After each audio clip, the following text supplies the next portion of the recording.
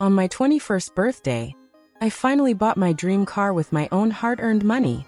But instead of congratulating me, my father looked me in the eye and said, "You're just a girl, Aria. Cars are for men. You'll never achieve anything with it." And right there, he snatched my keys and handed my car to my brother as his wedding gift. That was the day I swore, one day, they'd regret underestimating me. Asterisk. My name is Aria Blake, and for as long as I can remember, I've had only one obsession: cars. Not dolls, not makeup, not fashion. Cars. As a little girl, while other kids played with toys, I would sit beside my neighbor's garage, watching him fix engines. The smell of oil and grease didn't bother me. In fact, it made me feel alive. But in my family, that passion was a joke. My father always told me, "Aria, you're a girl. Leave the cars to men. Focus on things that matter." He believed dreams had genders. And for him, mine didn't count. Still, I didn't stop. I worked shifts at a local diner, cleaned tables, washed dishes, and saved every single dollar. My friends spent their paychecks on clothes, phones, or parties. Me? I had only one goal: buying my dream car. For years, I kept a picture of a black Camaro SS on my bedroom wall. It wasn't just a car to me, it was freedom, my symbol of independence. Finally, on my 21st birthday, after countless sleepless nights and double shifts, I did it. I stood there, outside the dealership, holding the keys to the one thing I thought would prove my worth. I was shaking, not because of fear, but because this was mine. I imagined the look on my father's face when I drove it home. Maybe, just maybe, he'd finally be proud of me. But oh, how wrong I was. When I pulled into the driveway, the engine roaring like victory, my father didn't smile. He didn't even clap. He just crossed his arms, stared at me coldly, and said words that cut deeper than any knife. "You're just a girl, Aria. Cars are for men. You'll never achieve anything with it." And before I could even respond, he grabbed the keys out of my hand. Right there, in front of me, in front of my entire family. He walked over to my older brother, Logan, and handed the keys to him. "Congratulations, son. This is your wedding gift." My jaw dropped. My stomach twisted. That was my car. My dream. My years of sweat and sacrifice. And now, it was nothing more than a shiny toy gifted to Logan, because he was a man. And as everyone cheered for him, I stood there, invisible, humiliated. That night, I made a silent promise to myself. One day, I'd prove them wrong. One day, I'd rise higher than they ever imagined. And when that day came, they'd beg for my help. But instead of forgiveness, all they'd find was regret. What I didn't know was that losing my car that day was only the beginning, because soon my brother's greed, my father's arrogance, and my own determination would collide. And when it did, the fallout would tear my family apart. The night my car was taken from me, I couldn't sleep. I kept staring at the empty space in the driveway, where my Camaro should have been. It wasn't just about a car anymore. It was about respect. It was about my own family showing me that, no matter how hard I worked, I would never matter as much as my brother. And trust me, my brother, Logan Blake, he wasn't the golden child they thought he was. Behind the suits and fake smiles, Logan was reckless. He drank, gambled, and lived off the family's money like it was endless. He didn't know the meaning of work or sacrifice. Yet somehow he was the heir. The pride of my father. The one who got my dream car, for free. But here's the thing. People like Logan can't hold on to success for long. They destroy everything they touch. A week later, I overheard my parents whispering about money, the inheritance. My father had decided that everything, the house, the business, the fortune, would go to Logan. I froze. Not a dime, not a penny, was meant for me. When I confronted my father, his words hit me harder than before. "You're a woman, Aria. You'll marry one day and depend on your husband. Logan is the future of this family, not you." That moment, something broke inside me. Tears blurred my vision, but I didn't let them fall. I clenched my fists, and for the first time, I swore to myself, if they see me as weak, I'll build a strength they can't ignore. If they see me as nothing, I'll become everything they could never be. So while Logan wasted money at casinos and bars, I started something small. I fixed cars for neighbors in our backyard. At first, they laughed, a girl fixing engines? What a joke. But when they saw my skill, my work spoke louder than their doubts. Day by day, one car turned into 3. One customer turned into dozens. And soon, I had a vision bigger than my brother could ever imagine. But there was still one thing that haunted me every single night. Every time I heard the roar of an engine down the street, I thought of it. My Camaro. My stolen dream. And I swore no matter what it took, I'd get it back. Not just the car, but everything they thought I wasn't worthy of. What I didn't know then was that Logan's arrogance was about to catch up to him.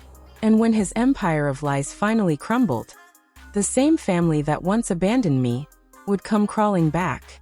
But by then, it would be too late. While I was working double shifts, fixing engines with grease-stained hands, Logan was living like a king. Expensive suits, luxury dinners. He drove my Camaro to every party in the city, flashing it like a trophy that he had earned.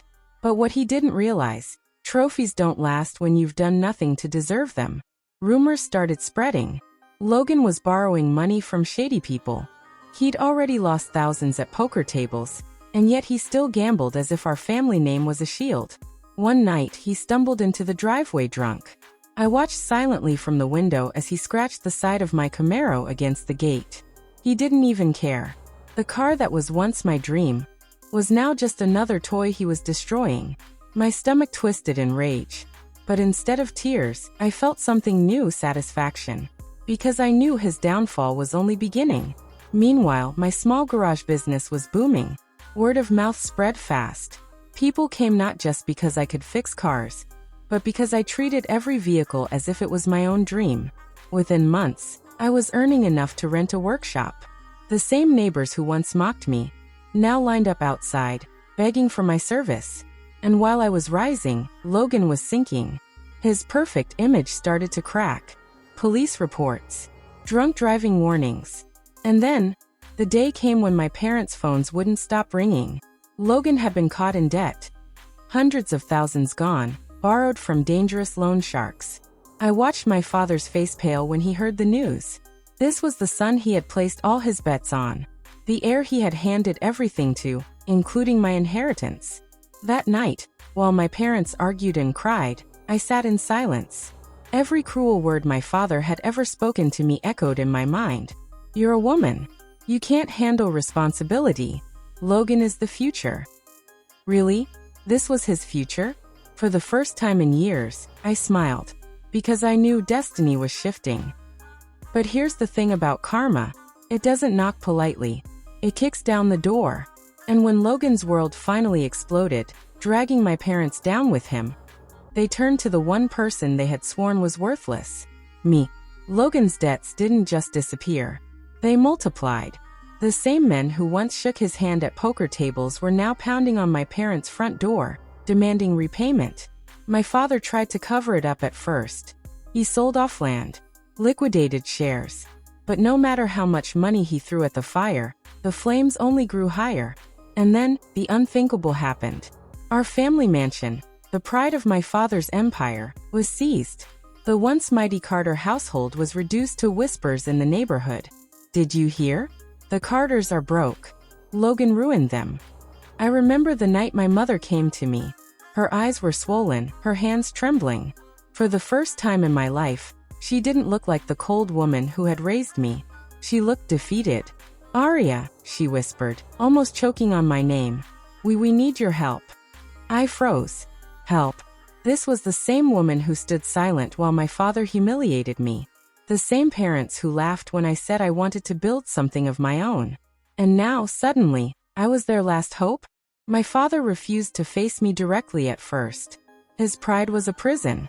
But when the loan sharks threatened to take Logan away, he finally lowered his head. He came to my workshop, the same place he once called a dirty garage. I can still see him standing there, his expensive suit worn out, his shoulders slumped. The man who once ruled over us all looked like a beggar. Aria, he said slowly, avoiding my eyes. You've done well for yourself. We need a little financial support, just until we get back on our feet. I wanted to laugh. I wanted to scream. Instead, I stared him dead in the eyes and said, "Funny, Dad. I thought women couldn't handle responsibility." His face drained of color. For the first time, he had no answer. That night, as I sat in my office, I realized something. This was my moment. The power they had stolen from me had come full circle. But I wasn't just going to give them money. No, that would have been too easy. If my parents wanted my help, they would have to learn the same lesson they forced on me: humiliation. And trust me, I had the perfect plan to make them regret underestimating their daughter. When my father and mother sat across from me in my office, I didn't see parents anymore. I saw two people who had once clipped my wings, now crawling, begging for me to save them. I leaned back in my leather chair, tapping my pen against the desk. "Tell me," I said calmly, "why should I help you?" My mother's voice cracked. "Because we're family. Aria, please. You can't let us fall like this." Family. That word burned through me like fire. Where was family when I worked nights just to buy a second-hand toolbox? Where was family when I begged them to believe in me, but they mocked me instead? I smiled, but it wasn't out of kindness. "All right," I said. "I'll help. But there are conditions." They both looked up, desperate. Anything. They would have agreed to anything. "First," I said, "you sell the mansion deed in my name. Every last brick of the house you once told me I wasn't good enough to live in will belong to me." My father clenched his jaw, but he was trapped. He nodded. "Second," I continued, "Logan works for me. Not as an executive. Not as a partner. As a mechanic. In the same garage you all once called a dump." Logan exploded, slamming his fist on the table. "I'm not working under her," he shouted. But my father silenced him. Because he knew, without me, they had nothing. And then I leaned forward, my eyes burning into theirs. "Third," I said softly, "you apologize. Publicly. For every word you used to break me. You will stand in front of everyone you once bragged to, and admit that you were wrong about your daughter." Silence. The kind of silence that crushes a room. My father's pride shattered like glass. Tears streamed down my mother's face. And finally they nodded. At that moment, I felt the weight of years lift off my chest. The girl who once begged for their approval was gone. In her place stood a woman who held their fate in the palm of her hand. But revenge wasn't just about money or apologies. It was about making them live the very life they once forced me into. And trust me, my parents had no idea how far I was willing to go. The very next week, the world saw something they'd never imagined. My father, the same man who once stood tall, bragging about his successful son, now stood trembling at a press conference. And beside him my mother, clutching tissues, unable to stop crying. Camera flashes blinded the stage. Every reporter leaned in, waiting. My father's voice cracked as he read the statement I had written. "I was wrong about my daughter, Aria. I told her she was worthless, that as a woman, she could never achieve anything. But today, she is the reason we still have a roof over our heads. She is not just successful, she is stronger than I could ever dream of being." The room erupted. Reporters scribbled, cameras clicked. And I sat in the front row, arms crossed, watching my parents choke on every word. It wasn't about revenge anymore. It was about justice.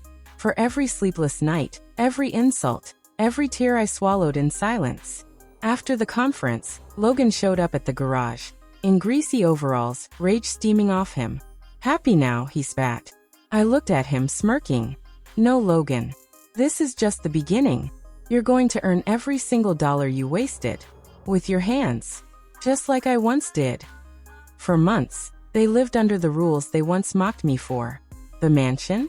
Mine. The company? Mine. Their pride? Gone. And yet, I wasn't cruel. I didn't throw them on the streets. I gave them exactly what they gave me. The chance to prove themselves. Only this time, the roles were reversed. And standing there, keys to my empire in hand, I realized something powerful. Revenge wasn't about destroying them. It was about reclaiming myself.